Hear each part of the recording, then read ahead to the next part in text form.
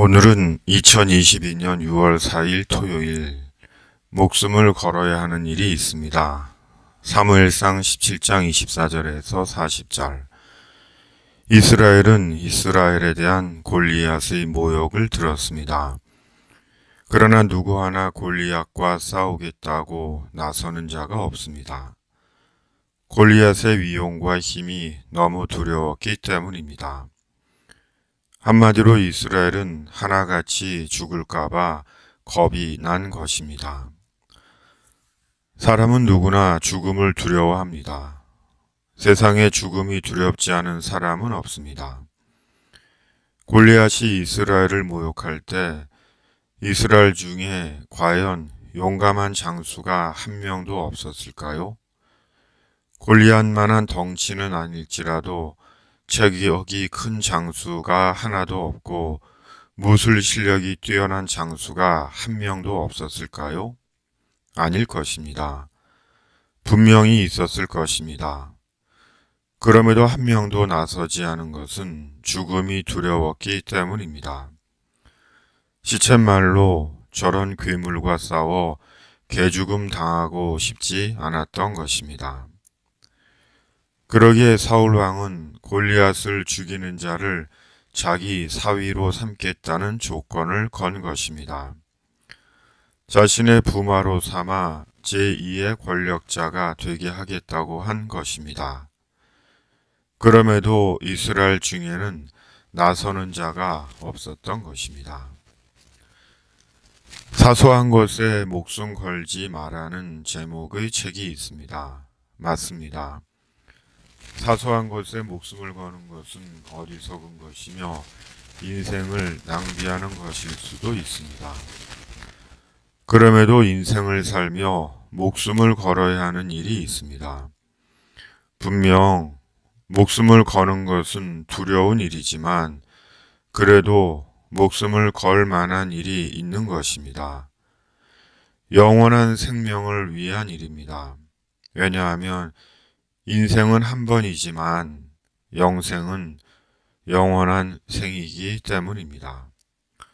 34절에서 37절.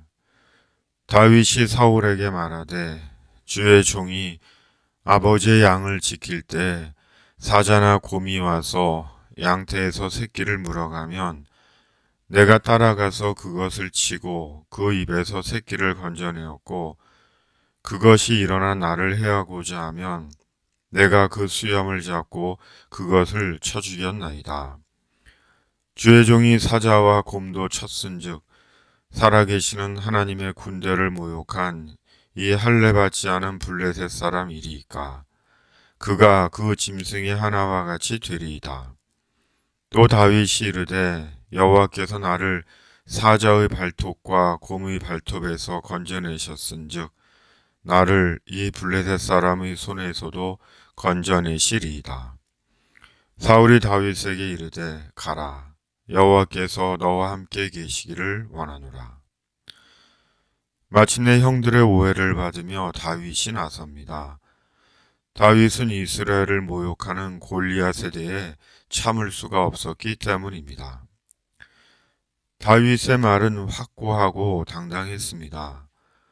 외적인 조건으로는 괴물장수 골리앗과는 결코 겨룰 수 없는 홍한의 젊은 청년이었지만 다윗은 담대하게 죽음을 각오하고 나선 것입니다.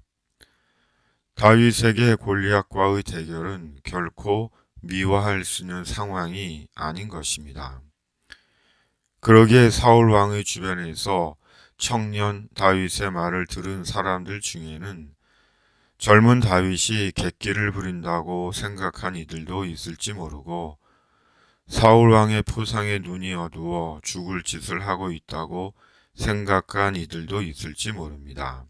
실은 다윗의 형들이 그랬던 것처럼 있었을 것입니다. 그러나 지금 다윗은 젊은 혈기로 만용을 부리고 있는 것이 아닙니다. 하나님과 이스라엘을 모욕하는 골리앗에 대해 도무지 참을 수가 없었던 것입니다. 말씀을 묵상하며 나는 지금까지 하나님에 대해 얼마나 열정적이었는지를 생각해 봅니다. 예수님에 대해 얼마나 열정적이었고 하나님 나라 복음에 대해 얼마나 열정적이었으며 한 영혼에 대해 얼마나 열정적이었고 하나님의 교회에 대해 얼마나 열정적이었는지를 되돌아봅니다.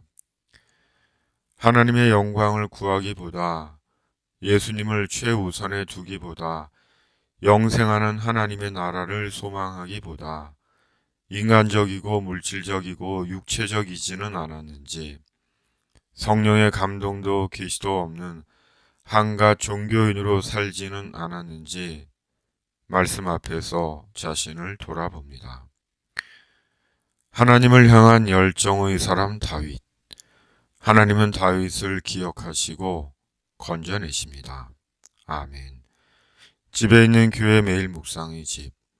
집에 있는 교회 매일 묵상의 집은 말씀과 성령으로 세상 속에서 하나님의 사람들을 불러내고 천국에 이르도록 영혼을 위해 중보기도 합니다. 감사합니다.